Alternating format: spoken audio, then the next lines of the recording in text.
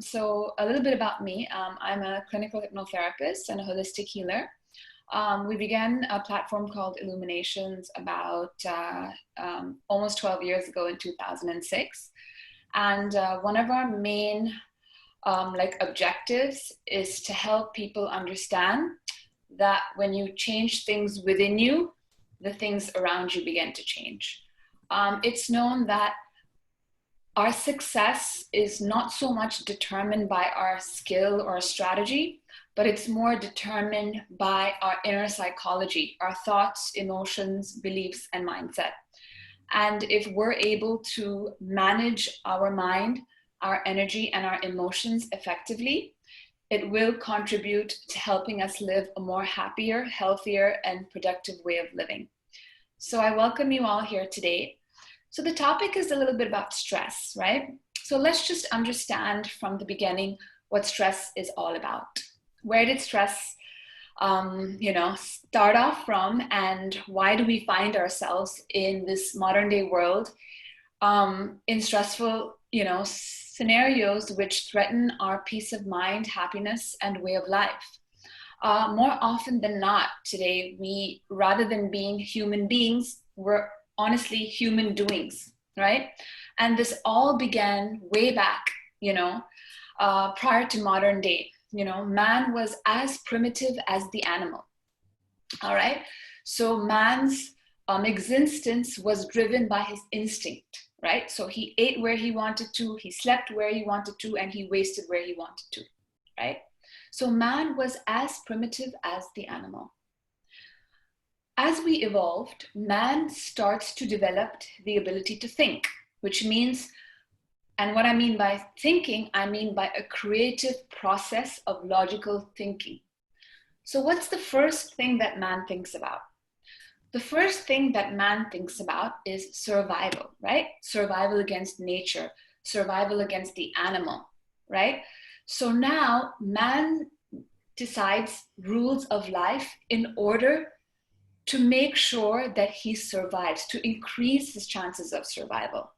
So what does man do? Man develops rules for living, right? So he says, I'm going to eat here, I'm going to sleep here, and I'm going to waste here because animals go by smell, right? This is exactly how the modern day home is designed. We eat somewhere, we waste somewhere, and we sleep somewhere else. Similarly, man starts to think, right? If I'm greater in numbers, I have greater chances of survival in case there's an animal that attacks me, in case there's a natural disaster. So that's how man creates a partnership, hunter, gatherer. Man starts to procreate. Man begins to live in a society, in a community. And as we progress, man starts to develop a society and a way of life, right? And this way of life has rules. So man is no longer now operating out of his instinct. He's now operating out of these rules for living, right?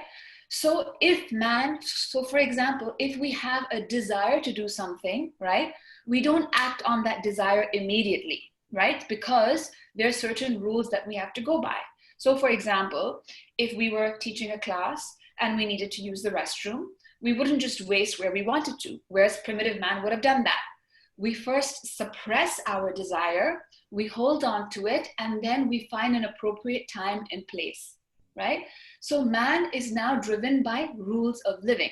So for example, if I'm in a marriage, there are certain rules that I have to follow.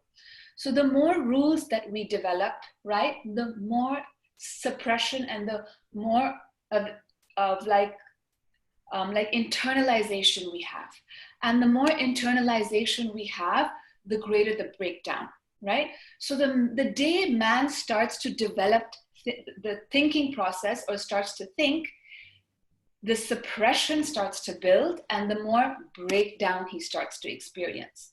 So for example, if we have certain issues or emotions that we feel and we suppress those emotions and we don't release them appropriately, eventually these emotions will affect our health. These emotions will create a breakdown in our reactions, in our response, and it will cause a whole load of other issues. So it's all about learning at the end of the day to manage our thoughts, right? So like within us is built what we call a fight and flight mechanism. Okay, so we have inherited this response from the animal based on survival. Okay, so whenever we are faced with danger or a threat or a fear, now that threat or fear may be logical or illogical, right? The moment we are faced with anything that we perceive as danger, be it in the workplace, be it in our relationships, be it in, for example, walking into an elevator if you have claustrophobia, the moment we are faced with anything that we perceive as danger, the fight-flight response kicks in. We either flight in the situation or we fight in the situation, right? The body is naturally designed to protect you, right? So for example, if it sees anything that threatens you, we have something called the autonomic nervous system, which kicks in, right? And within that, we have something called the sympathetic and the parasympathetic. So the moment we're faced with danger, the autonomic nervous will tell us that we need to run the fastest race of our life. So imagine if you have a bear that you're confronted with, okay? And now you have to survive. So you run the fastest race of your life. The body is automatically designed, okay, to increase your heart rate through adrenaline, to keep your breathing going heavier, and it creates a lot of stress in the body in order to protect you. And we then either fight or flight. So this is how we respond to danger, and the body is designed in that way. So for example, if you had a lady who could barely lift her shopping bags, if she saw her child just underneath the car, the autonomic will give her the strength to basically lift the car and remove her child, because we are designed for survival.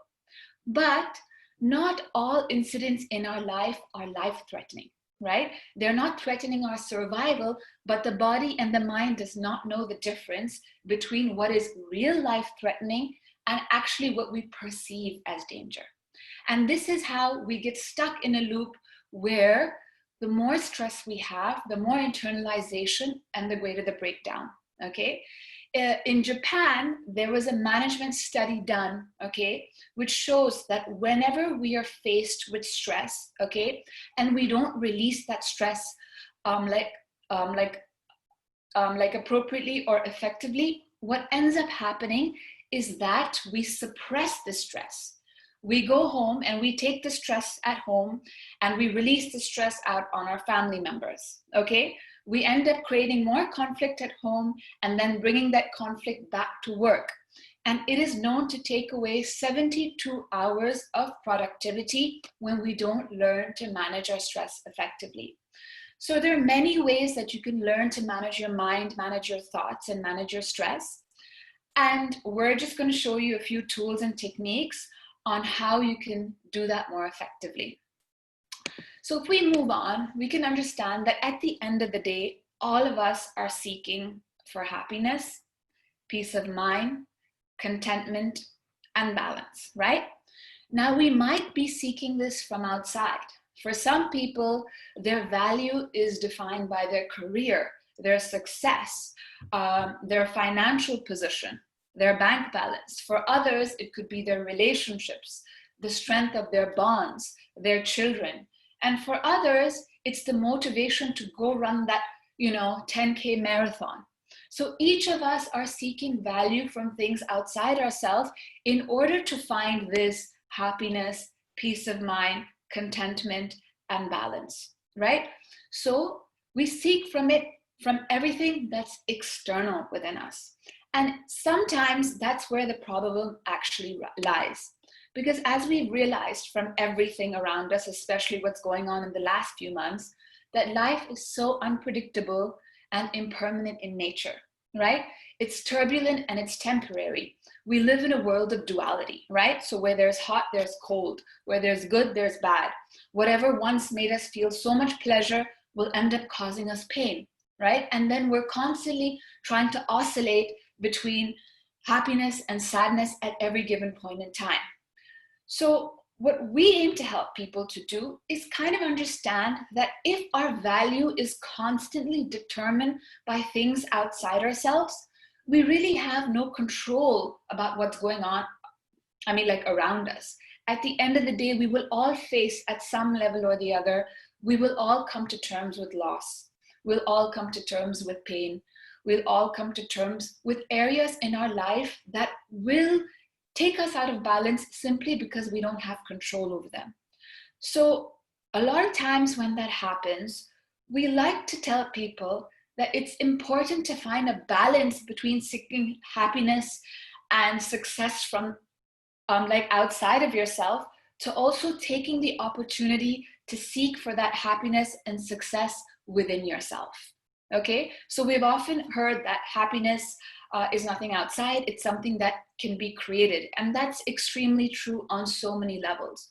Because if we are constantly seeking for that pleasure outside ourselves, because we live in a world of duality, at the end of the day, we will always at some level will attach our happiness to things outside of us which are not in control, and will end up moving down the up and down graph. So at the end of the day, it's about finding that balance to look within so we can create a space of harmony between the external and the internal. So when we think about triggers for stress, stress, because we attach ourselves to so many things outside without focusing on the internal, smaller things can lead to a lot of bigger things in our mind. We're either always worrying about something that happened in the past, or we fear something that may or may not happen in the future. The truth is, a lot of the times, most of what we worry and stress about doesn't really happen, okay? And that's a scientific fact that's actually proven. So 80% of your stress is not even real. It's simply our response and reaction to what's going on in our mind. So a lot of people either get stressed due to job pressure, money, health, relationships, nutrition, of course, media overload, and lack of sleep. But when life stops working for us or doesn't work for us, so for example, if we held so much attachment and value to our relationship and our partner leaves us, or we held so much attachment and value to our children, but now they're off to college, or we attach so much value from our relationships, but they end, we're again left feeling completely disillusioned and empty from within. So rather than going back out and seeking for that happiness outside of us, it's important to ask questions such as, why do I feel this way? What can I do? And why is this happening to me? And what can I learn from this? So it's about taking that space and opportunity to reconnect back with your inner self, to discover what truly makes you happy, So our belief, or our philosophy at Illuminations, is that your outer world is a reflection of your inner self, right? Last week, I was reading about a study on happiness, and it's proven that only 10% of your happiness is determined by your external circumstances. More than 45% of your happiness is determined by your inner psychology, by your thoughts, by your beliefs, and by what's going on inside of you. So if we can take care of the 45% of what's going on within ourselves, we realize that a lot of happiness, peace of mind, is an internal experience that we can create. And in order for us to do that, it's about really reconnecting back to how our mind, our body, our emotions, and our energy is working for us, right? Most of the time, we're all operating on a wavering mind. Because we're so attached to everything outside of us, the moment we get a phone call, the moment we hear something in the news, like 280 deaths today, or the moment we hear, you watch everything online about what's going on in the world, and we're just like, the world is going, is just becoming worse and worse and worse. It tends to have or take a toll on our mind or on our mental health, right? So each of us are always on this wavering path because we're taking in so much information, but we're not really using our space or creating that space to kind of clear up what's going on inside of us. So we're constantly operating out of this wavering mind based on everything that's happened in the past, based on everything that might happen in the future. But what's important to really know that as wavering the mind is on the surface, if we really look within ourselves and dive deep inside, like for example, I don't know if any of you have been deep sea diving, but you can see that no matter how choppy the surface of the ocean or the sea is, if you go down those 18 meters or 30 meters, you can access that space of stillness, peace, and clarity that is available to you at every given moment in time. We just haven't acquired the skills to be able to focus and actually develop that skill to go within ourselves. And that itself, I guess, is what you can call meditation is all about. Meditation is nothing more than focusing on becoming aware of the mind and understanding that no matter how wavering the mind is, we can always bypass that wavering mind and dive deep into the space of stillness and peace that exists within us, right? But it's important to understand how the mind actually works, right? So you're gifted with these powerful resources such as your mind, your energy, your emotions, and your body, right? But we aren't really understanding the capacity and potential that our mind, our emotions, and our energy has in order to influence our experience of life. So what is a holistic approach? A holistic approach is to observe a person as a whole. So holistic comes from the Greek word to be whole. And what does it mean to be whole? Is to perceive yourself as not just having a body that you can touch, taste, hear, smell, and see. There are also so many factors that determine who you are, your outcome, your response, and your reaction to life. And that is, of course, your mind, your energy, and your emotions. Like when you walk into a room and when you meet somebody, you're simply interacting with a very surface level of what you can see on the body. But there's so much more that goes on behind each one of us, which is our mental capacity, our emotions, and our energy, which together contribute to our overall experience of life. And our goal is to help you become aware of these powerful resources, to be able to expand them and allow them to contribute in your life to work for you and rather than against you. We all understand how powerful the mind is to move us to the heights of our success. But the mind also has the power to take you down to the depths of your own despair. We at every day have the choice and the opportunity to understand whether we allow your mind, your body, and emotions to work either for you or against you. Okay? Am I clear so far with everybody? Is there anybody that would like to ask any questions before we continue? All right. Okay, so if we have no questions, I shall continue. All right.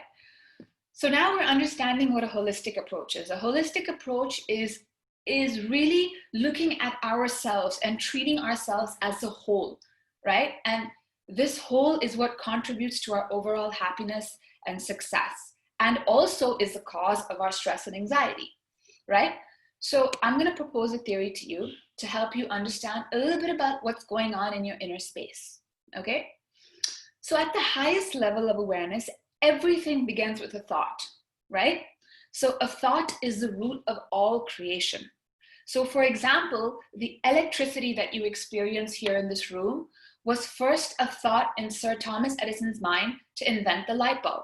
The light bulb has now translated into what you call light and electricity, which is what you experience today.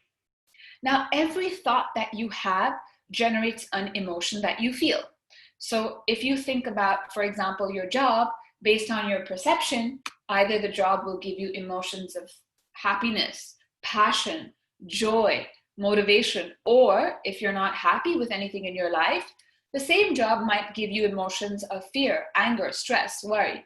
So every thought that you have generates an emotion that you feel, okay? Every emotion that you have will really influence your energy levels, right? So for example, let's just say you constantly harbor a thought that you're going to lose your job, you're going to lose your job, you're going to lose your job, right? The thought of losing your job generates an emotion of fear, right? Now, if you continue to hold on to this fear, and this is something that we experience on a daily basis, what tends to happen to your energy levels? Where the previous day, when you were happy and joyful, you had the strength and the motivation to wake up in the morning and do that gym class that you wanted to do. But when you're in a fearful or stressful situation, automatically your energy levels kind of get depleted if you don't resolve your emotions and your thoughts. This is what we know as the aura or the chakras, if you take it from a more holistic and like an energetic perspective, right? Now, your energies are directly correlated with the endocrine glands of the body. So what happens if you continue to have depleted energy and you constantly harbor negative thoughts and emotions? Eventually, the body will respond to these emotions by either a headache, either anxiety in the body, either a nervous feeling in your stomach. So doctors understand today the power of the mind-body connection. So many of the dis-ease that we experience in the body is a result of our thought processes. And doctors will tell you, oh, it's because of stress, right? So stress is something that starts off as psychological. And if it's not resolved at the psychological level, it will end up affecting our physiology. Okay, and this is what we know when we call these illnesses psychosomatic. Psycho means the mind, somatic means the body.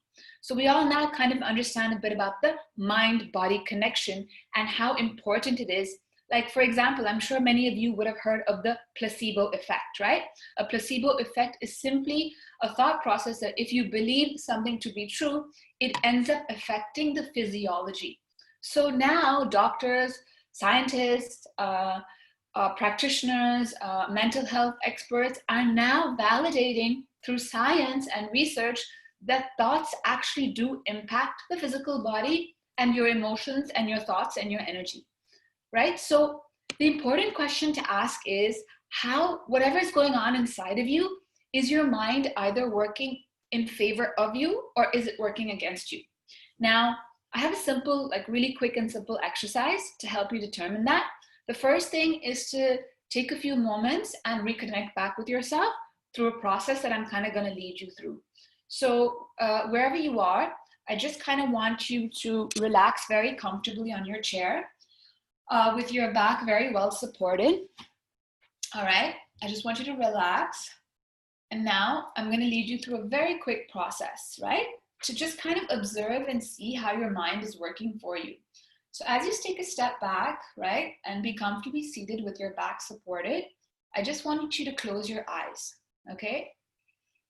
And I want you to just relax and take 3 deep breaths and silently tell yourself to relax.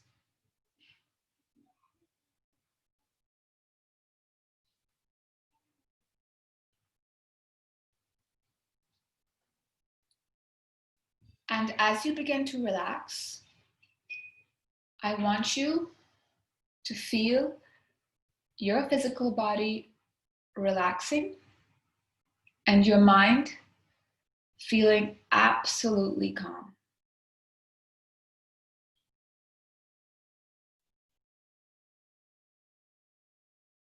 And now I want you to continue with normal breathing. And as you continue with your normal breathing pattern, I want you to observe the 4 important areas of your life as I guide you through this exercise. The first area of your life, I just want you to picture, visualize, imagine, or feel. Get a sense of your relationships with your family members, your loved ones, friends, colleagues. Are these relationships happy, harmonious? Do you set boundaries? Do you communicate and express yourself authentically?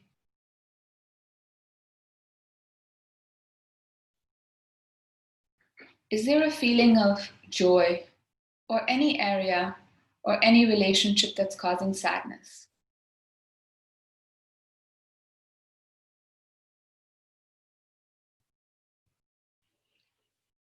just make a mental note of it. As you think about your relationships, notice the feeling in your body. If there's a sense of heaviness or lightness.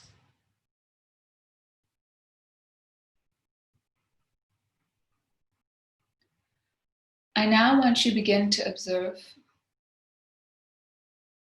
your work. Do you wake up every morning feeling passionate about your job? Or is your job simply a means to an end? Do you feel motivated? Do you feel like you're in alignment with your purpose? Or is there a constant fear or insecurity?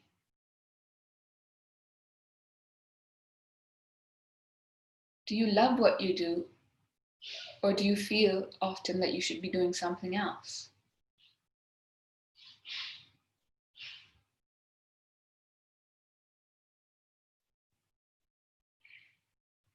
Notice the feelings in your body as you think about your work, your vocation, your contribution to this world.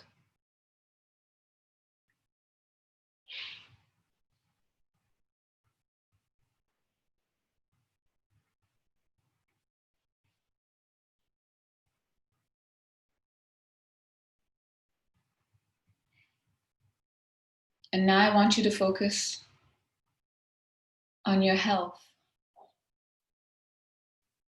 Do you find yourself low on energy?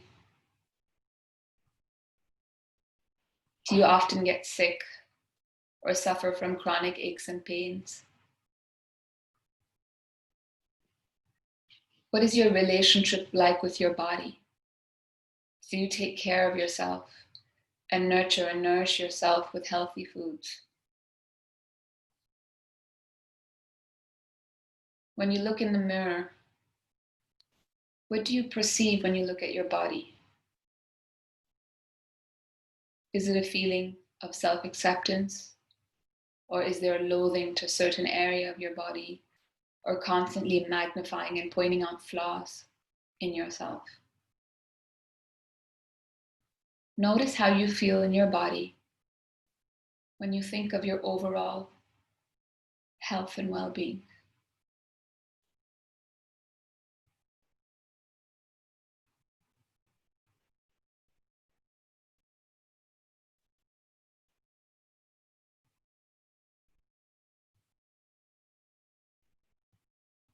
All right, and whenever you feel comfortable, you can open your eyes.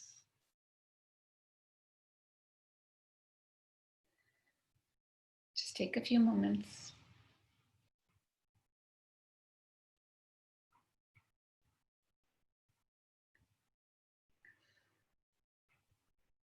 Right. Now that you observed all the areas of your life, all right, and you've made a mental note of areas that might need improvement or areas that you're extremely happy with, it is important to know that your outer world has a lot to do with the reflection or is a mirror of what's going on in your inner self. Okay, and that is the best indication to understand whether your mind is working for you or against you.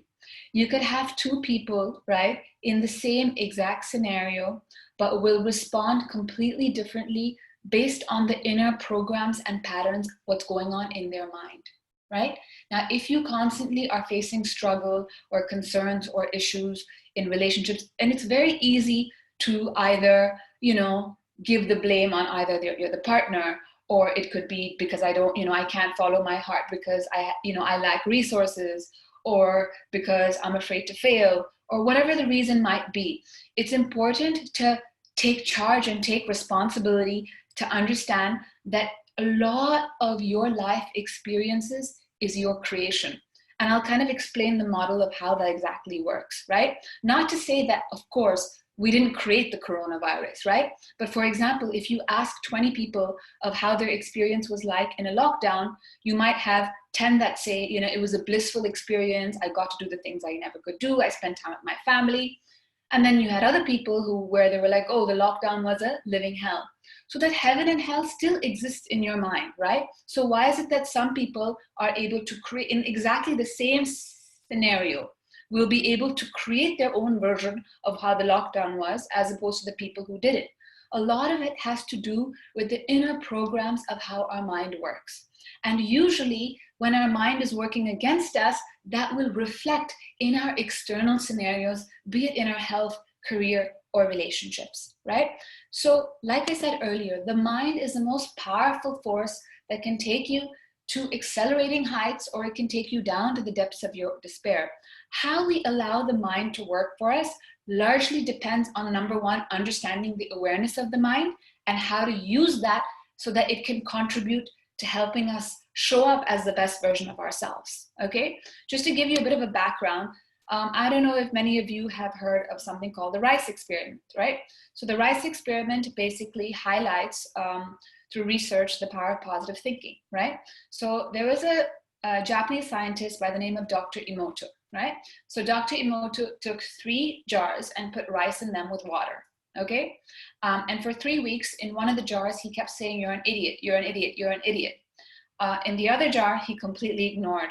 And in the third jar, he kept saying, "Thank you, thank you, thank you, thank you, thank you," right? After 3 weeks, when he came back and he opened up the jar, he found that the jar where he was told, where he told the jar of rice, "You're an idiot," and the other jar where he ignored, both those jars of rice rotted. But the one that actually didn't rot was the jar where he constantly fed words of gratitude.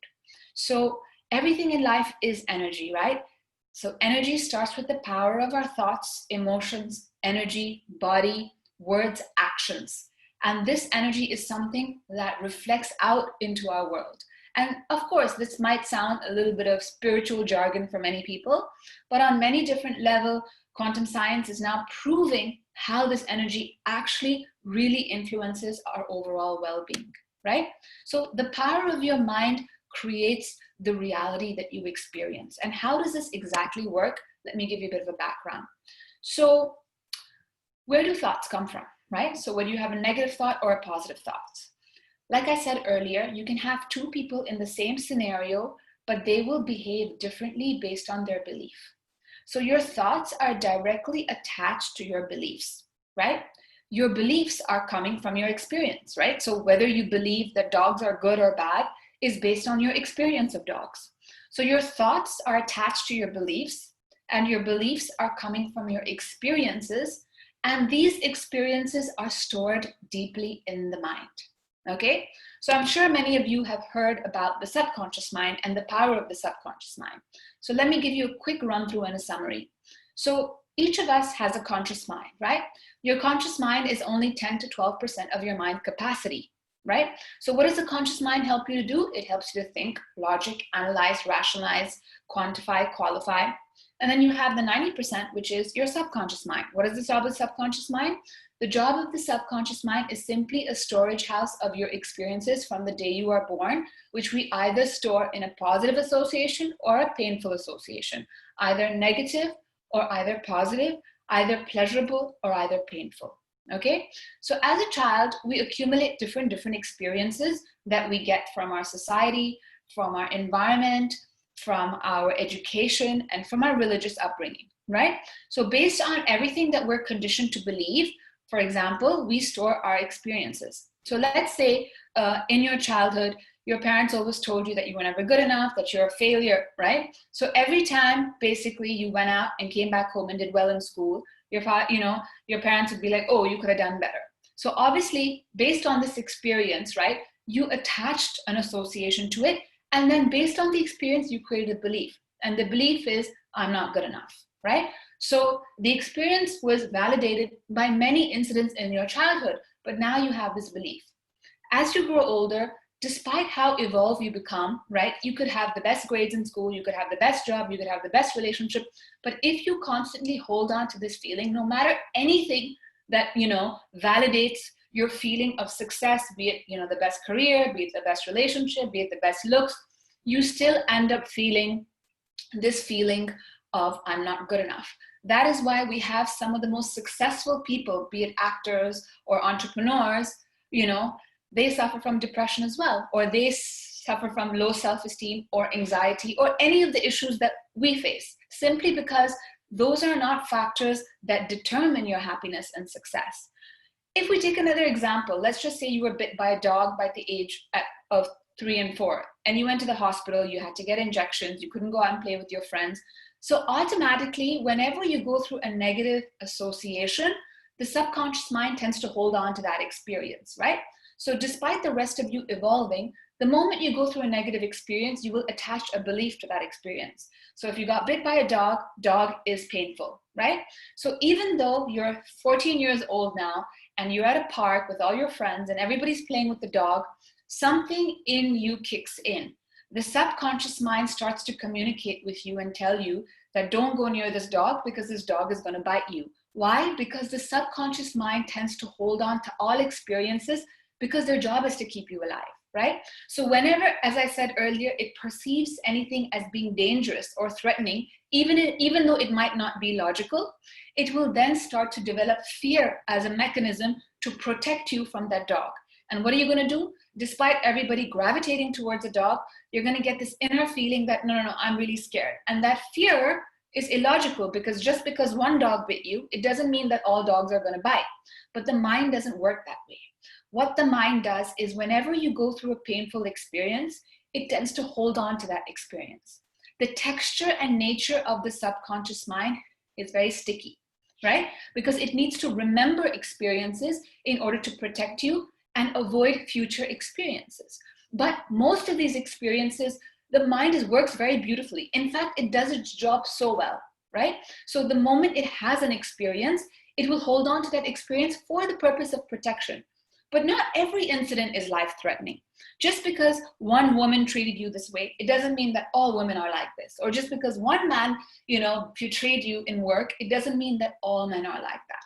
But what tends to happen is once we start to hold on to our experiences, we start to attach ourselves to them, and we are constantly left in this loop, either worrying about incidents in the past or fearing about incidents which might be repetitive in the future. And we get stuck in this vicious cycle, and it's important to understand how we can break out of it, because the mind does its job perfectly. It's about allowing us to understand the inner workings of the mind, utilizing it, and then allowing it to work for us. So of course, we can never erase an experience from the past, right? But what we can definitely do is through different processes such as self-awareness, such as breath work, such as mindfulness, we can cultivate a space where we can neutralize the toxicity of those experiences from affecting you on the conscious level, okay? So if we can get out of this attachment of worrying about the past and thinking about the future, the best way to do that is by focusing on the present moment, okay? I'm sure a lot of you have heard about the power of the present. The reason that people talk so much about being in the present is because that's the only way to break out of this pattern of past and future. Because 95% of your issues are either based in the past or either based on a foreseeable future, which has not happened. And so with that, I'd like to introduce something called a mindfulness technique, okay? Now, a mindfulness technique is about becoming completely mindful and training your mind to remain in the present moment. Now, earlier, people would have thought, just remaining still and doing nothing makes me feel like I'm so unproductive and I have so much to do, right? I've got a to-do list, I've got my kids at home screaming, I've got work issues, I've got my husband. Like, why would I find, a logical reason to spend a few moments in my life just to stay quiet and remain still? Well, science is now proving that 12 weeks of mindfulness can help you reduce anxiety, can reduce stress, lowers the brainwave cycle, because we are in a constant overdrive of overthinking, right? And why is it that we overthink? Because overthinking is our way of deluding ourselves that we are in control, right? And that's why we overthink about issues, because by overthinking, our mind and our body feels that sense of control. And we think that we're going to be in control if we overthink. The truth is, nothing is in your control in any case. And overthinking is simply a redundant and completely like an unproductive like activity that we undergo on a daily basis, and we waste so much of our emotion, so much of our thoughts, and so much of our energy about something that really isn't that productive. However, when you actually practice this technique of mindfulness, it's like a skill that you learn. And we were never taught this skill in our childhood. We were taught how to do math, or how to do science, or how to do ballet, or how to do art. But did anybody really teach us? I mean, I can speak for myself, of course, how to be happy, or how to be present, or how to actually really truly identify our issues without getting attached to it, so that we can face our fears and face our feelings, so that we don't have to attach to it. But we never learned that. So in our adult life, you just like you learn to swim or learn a new sport, you can cultivate a practice of allowing your brain and your mind and your body to remain in this power of the present moment. Okay, so I'm going to take you through a quick technique and just an introduction of mindfulness. I would like everybody now to again find a support wherever you are. Okay, your legs uncrossed preferably. You can place the palm of your hands on your knees. Okay, or you can place them towards the ceiling like this, and have them rested.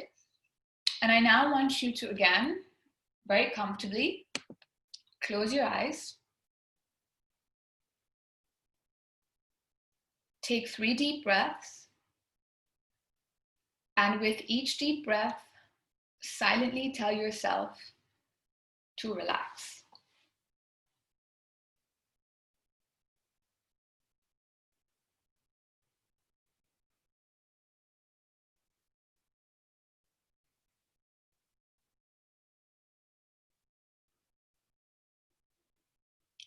And as you relax, just feel your physical body is beginning to relax, and your mind is becoming calm.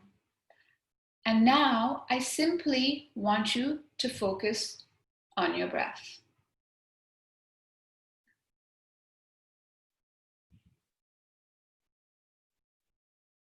Keep the awareness and focus on your breathing, moving in and out through your nostrils.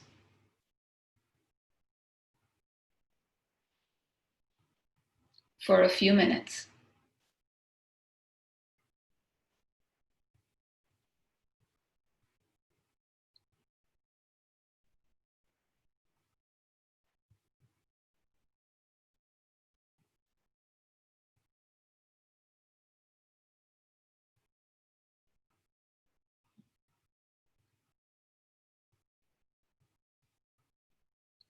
Focus on your breath, moving in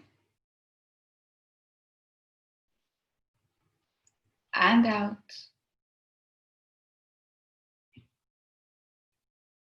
In and out.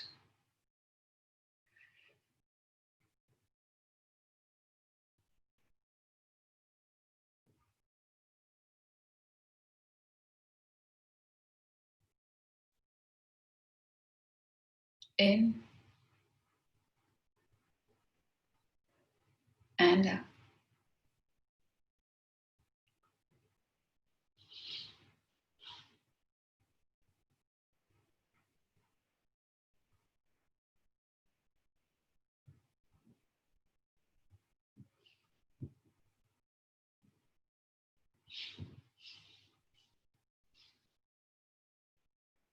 All right. And whenever you feel comfortable now, you can open your eyes.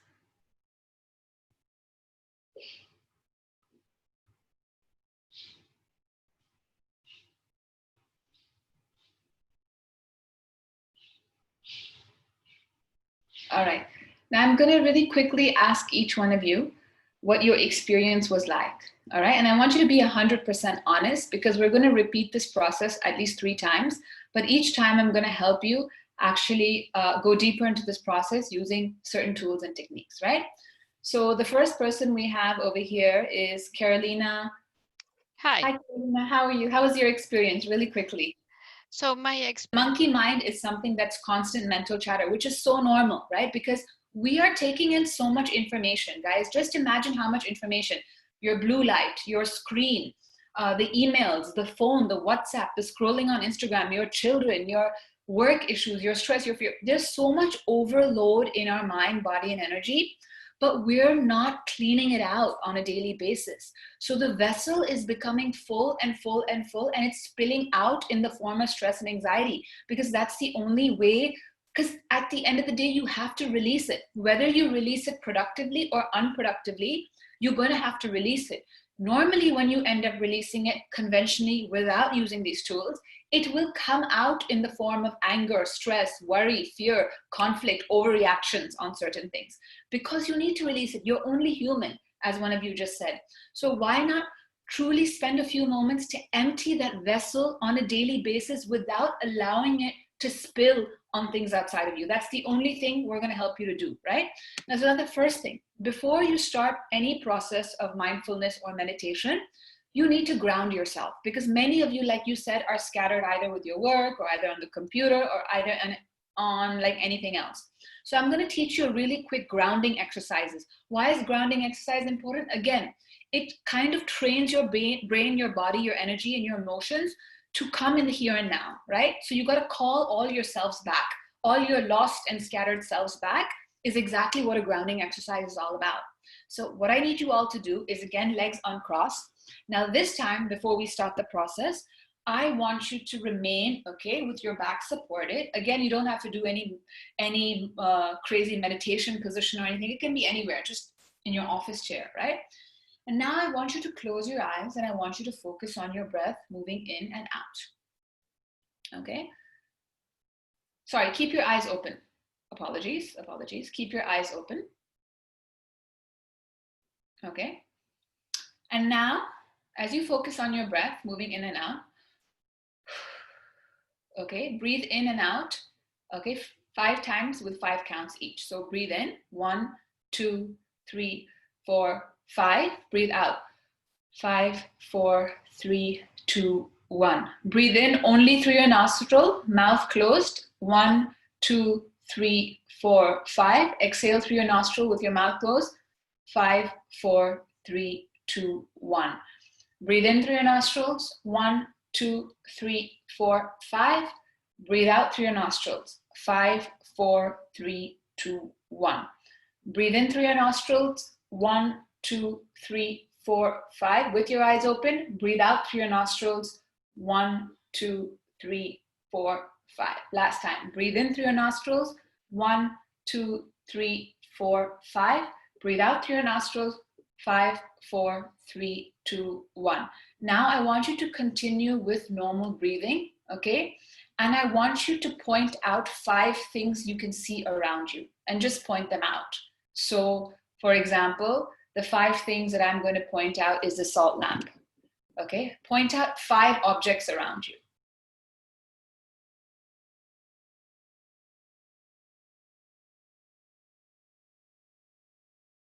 And just keep observing those 5 objects around you. Okay, make a mental note of it.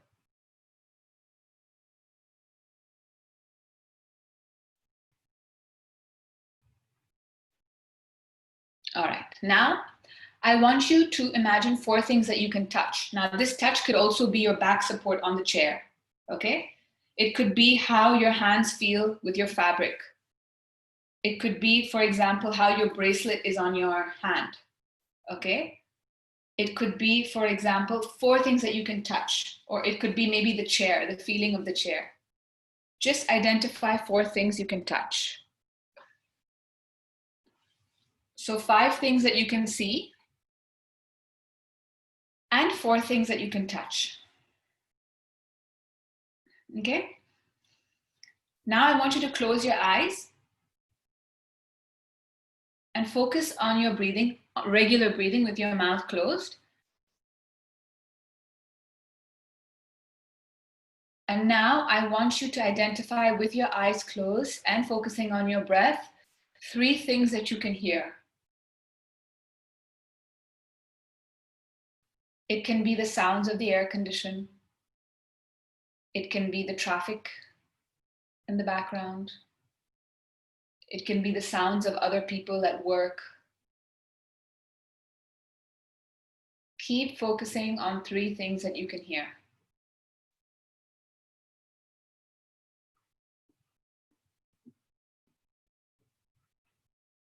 And now, with your eyes closed, I want you to feel 2 things you can smell. Anything that you can smell in your nose, 2 things.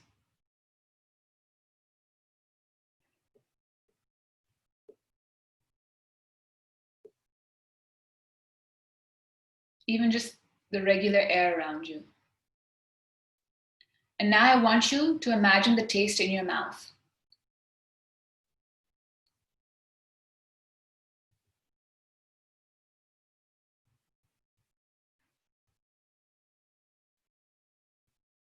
Okay. Now I want you to close your eyes and focus on your breathing, moving in and out through your nostrils. All right? I want you to keep focusing on your breathing. And whenever your mind wanders away from your breath, okay, it could be either in the workplace, it could either be with your kids, just make a mental note of it. Work. And like a little small child who's running after a piece of candy, I want you to very lovingly, gently bring the child back and say the word in your mind, present. Okay? So it doesn't matter for me how many times your mind is scattered. It doesn't matter. I want you to pay attention to where your mind is taking you. Okay? I don't want you to stop thinking. I want you to now focus on trying to remain in the present by focusing on your breath. The moment you catch yourself wandering away, make a mental note of where it is you're wandering away, and in your mind, like a little child, gently bring it back by saying to yourself, present. Okay? So keep your eyes closed. Focus on your breath. Feel your breath moving in and out.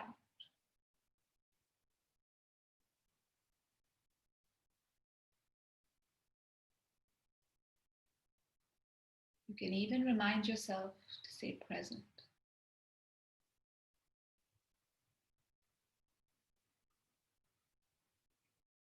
Notice where your mind is wandering. Make a mental note of it and say, there the mind goes again. Very lovingly say the word present and gently feel it coming back.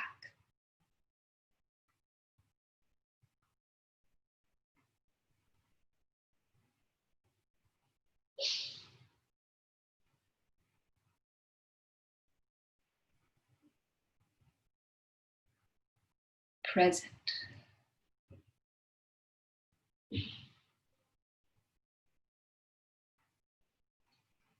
Keep the focus and your awareness on your breathing.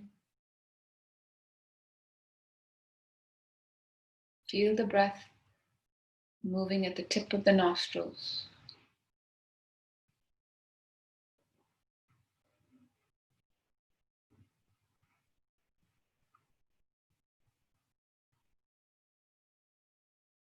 Present. Whenever your mind runs away, the monkey mind is running up the branch into a different area of your life. Notice where it's taking you, because the mind is an excellent feedback mechanism. It's telling you exactly in your life where you need to pay attention to.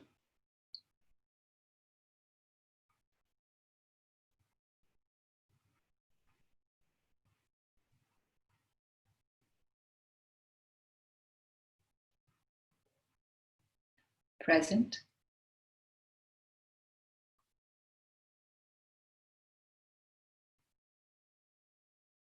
And I want you to keep focusing on your breathing.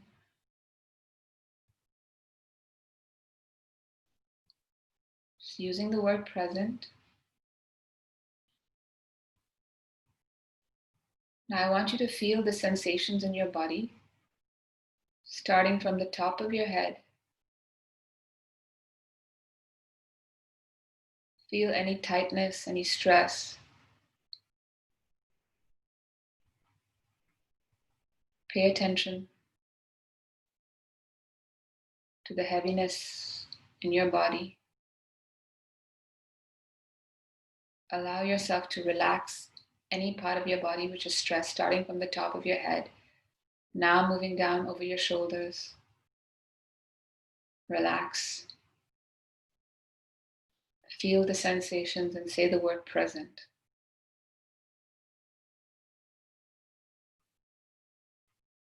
Feel it now moving down through your stomach area.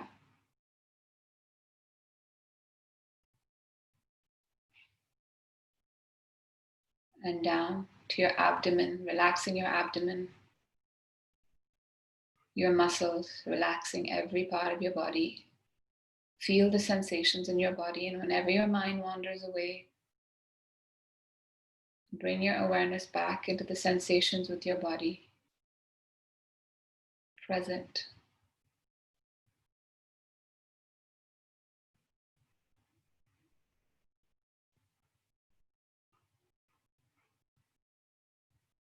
Now feel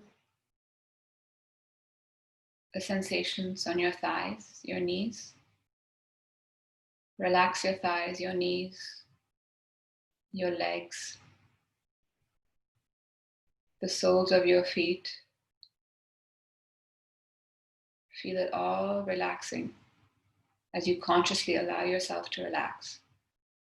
Say the word present whenever your mind wanders away from the sensations in the body.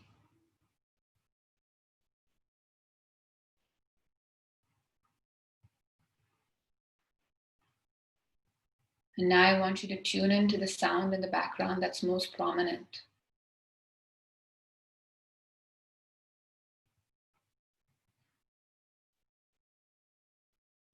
And if at all your mind is scattered, just follow your breath and say the word present, bringing your awareness and sensation back to your body, and now the most prominent sound in the background.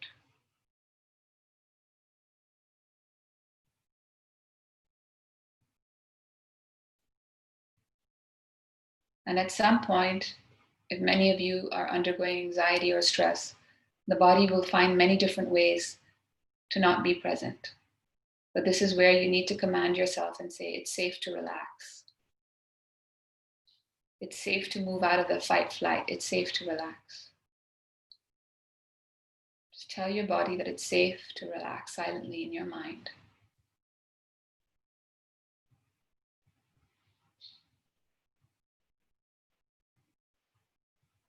And at any given time, if your mind wanders away, bring your attention back either to your breath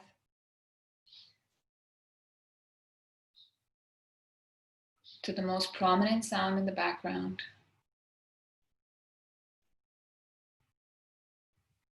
and the sensations in your body.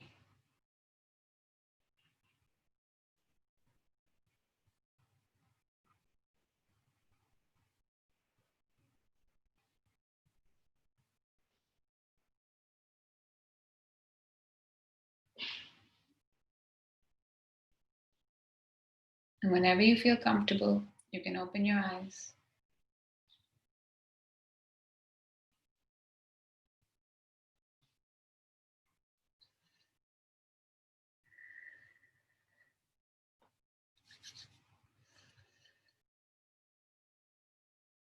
All right.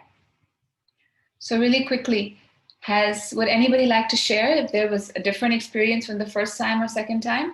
Carolina, let's ask you, since you were, how was it this time? So a bit better, yeah. And I actually started thinking, what are the thoughts that that come fastest? And it's well, it's like the to-do list actually.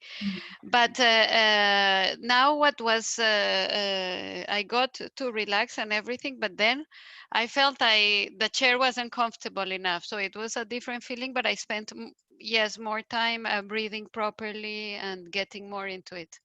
Right. So guys, like, remember one thing, okay? If you, sometimes for people to sit with them. To sit in stillness with yourself is probably one of the most noble and greatest activity on this route to what you call enlightenment, okay? But the problem is that we have so many emotions. This is where therapy comes in. This is where a daily practice comes in. This is where your yoga comes in. Because a daily self-care practice will help to neutralize the toxicity of thoughts, emotions, and energy that lies in your body on a daily basis. So if you have going through something, you will find it very difficult to sit still, because every time you're silent, the mind and body will remind you of something that you need to protect, right? Because it's trying to help protect you. So it will tell you, Carolina, don't relax, because it's not safe to relax, because this is happening in your life and that's happening in your life. But those are simply illusions, right? So in order to master and break away from this, if you keep practicing this exercise on a daily basis, what people call intuition and clarity, everybody knows themselves better than anybody else. You have the intuition and clarity that you need to take you where you need to go. But no decision was ever made out of a scattered mind and a fearful emotion. No great choice in life was ever made out of that. So in order to combat this wavering, and it's all happening in the wavering mind because of your past and future. So when people talk about, I want to access my intuition, or I want to have more clarity, it's about not stopping the wavering mind. It's about paying attention to where the wavering mind is taking me. And sometimes what's important, what I sometimes do, is I write it down. So I'll practice this exercise, and the moment I'll start thinking about my relationship, I'll write my relationship down. Again, I'll try and close my eyes, even if writing down, because anything that takes it out, right? Because what you're doing is you're compartmentalizing your issues and you're coming back to them, because you're telling yourself it's safe to relax right now. It's safe to access that space of stillness. Till the mind is wavering, right? It's difficult to access it in that moment. You're not able to do that. But if you take it aside, pay attention to the child and say, I'll come back to you in a few moments. I'm aware that you're there. The moment you become aware that where your mind is taking to you, it's feedback as to why it's not bringing you in the present. Wherever your mind is taking you is telling you that this is the area of your life that you need to pay attention to, that's not bringing you in the present. That's really important. So don't try and stop it. Become aware of it. That's the first step. Mm-hmm. And, And and what then was compartmentalize. Yeah. I had a question. This slide that you are presenting or presented before, what was the connection with thinking of four things you can see, then three that you can touch, smell, etc.? It is just so that we achieve that breathing without us being distracted by other thoughts? Our mind takes us to the past, the present, the future, everywhere else, right? We are not living in our body, right? We're not living in the present. So the idea of grounding is to bring you back in the here and the now. And what's here in the now is what you can see. What's here in the now is what you can touch. What's here in the now, like for so many of us are, like operating throughout the day on autopilot. We're not realizing anything around us. And we're like, oh my God, oh yeah. It's about being, that's the first step, is to be in the here and now. So the five senses of the world around you bring you back to be like, oh, stop thinking about a to-do list, because that's something in the mind. That's not reality. You're not there right now, right? You're not in the present moment.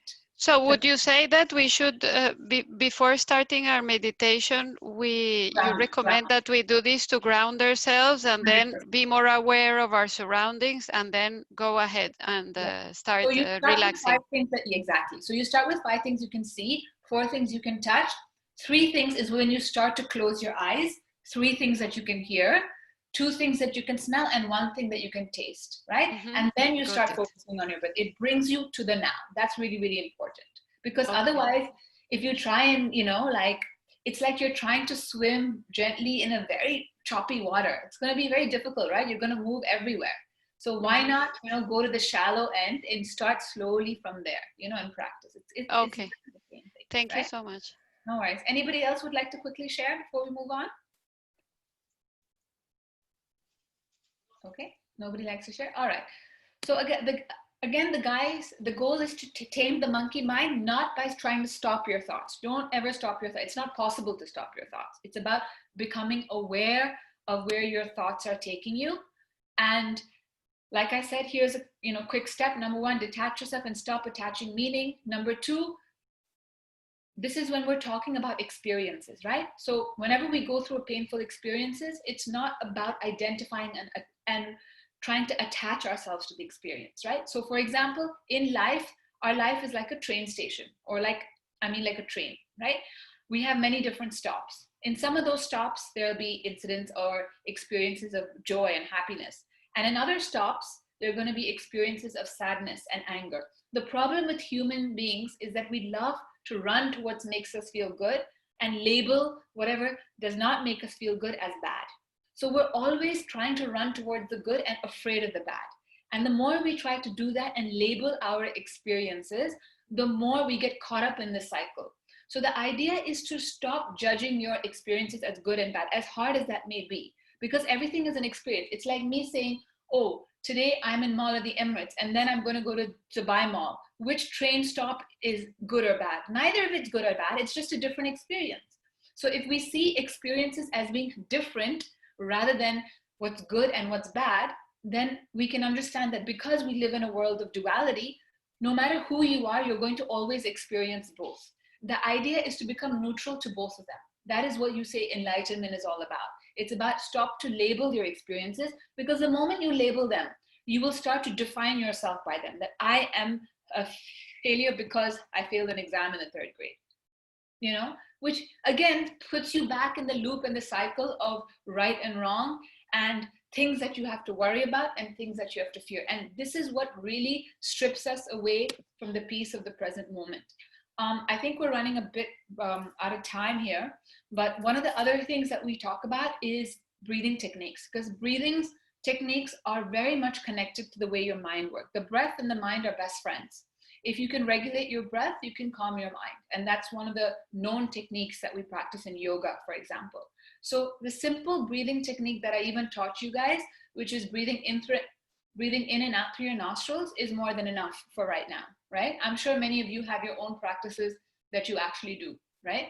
So normally what I do is when I go through a deep mindfulness experience, there will come a point where you experience that space of peace and stillness. And in the beginning, it takes time. Sometimes if I've had a turbulent week or a turbulent day, it takes me almost 1 hour to even come to that position of being still in my mind. But the moment you drop down to that position, that is when you become very powerful. Any intention that you set, for example, you have an intention that you want to experience X, Y, and Z. All you simply can do is intend for that experience and start to visualize that experience. You can visualize it by, again, trying to identify what does the experience feel like? What does it touch like? What does it look like? So if I imagine myself, in a career, right? I can see myself maybe winning a promotion. Or number two, what does that experience taste like? What does that experience sound like? And when you go drop deep into that experience, you can actually create that inner experience within you. Studies have shown that the brain cannot really know the difference between what's a thought and what's actually reality. It has the same chemical responses.